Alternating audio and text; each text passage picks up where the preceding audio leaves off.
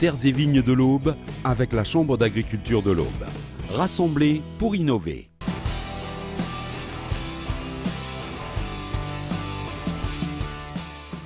Claire Doubre compte sur les agriculteurs pour participer à la protection de la biodiversité, notamment des plantes messicoles qui fleurissent dans les parcelles durant l'été. Donc on l'appelle la plante messicole parce que c'est la plante compagne des moissons. Donc sur la Champagne-Ardenne, il y a 92 espèces qui ont été recensées. Il y en a déjà un quart qui ont complètement disparu.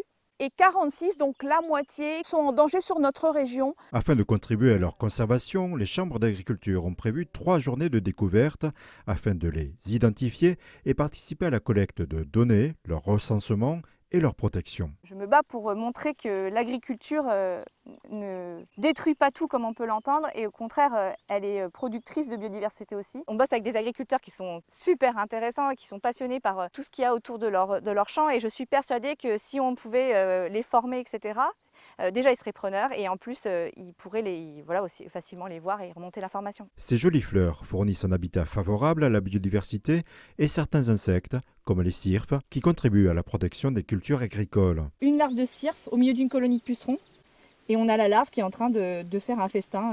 Donc l'intérêt est direct là. On a les adultes qui se sont nourris et qui ont pu du coup pondre dans les champs à côté. Ce sont toutes des plantes à fleurs, donc elles attirent les pollinisateurs qui participent aussi au cycle des cultures. Si plus de la moitié des plantes messicoles auxiliaires des cultures sont menacées, d'autres variétés prolifèrent et constituent un fléau pour les parcelles.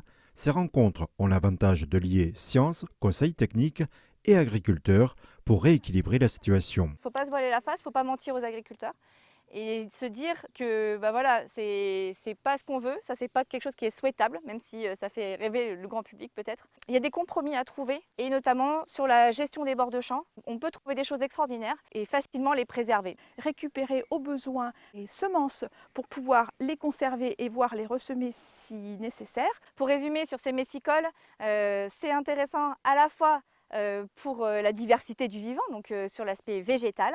C'est intéressant sur l'aspect même joli à voir, rien que sur l'aspect patrimonial. Et après, il y a aussi un intérêt sur l'aspect régulation, source de nourriture pour les abeilles sauvages, les cirfes, etc. Vous avez souvent des coquelicots, etc. Ça vous embête. Mais regardez donc un peu plus près, parce qu'au pied des coquelicots communs, eh bien, vous pouvez très bien avoir une petite nigelle ou un autre papaver. Donc on a besoin des agriculteurs pour les maintenir, pour les protéger. Et on a besoin de comprendre comment les agriculteurs travaillent pour permettre aussi de les conserver. Grâce à ces rendez-vous, les agriculteurs pourront apprendre à les reconnaître et devenir des acteurs de leur conservation.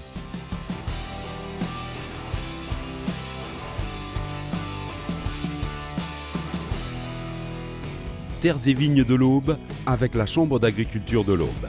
Rassemblés pour innover.